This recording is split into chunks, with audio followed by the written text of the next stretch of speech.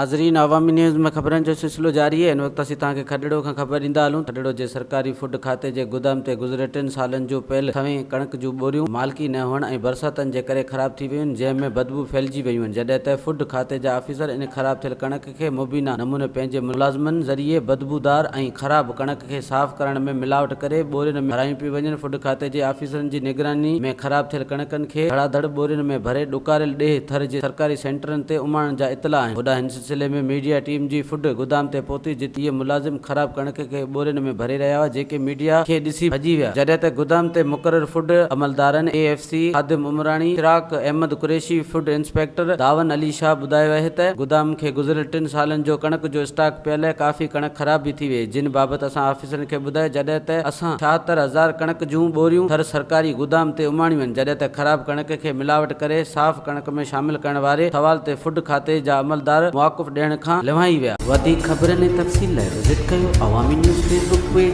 YouTube page ऐं अवामी news website.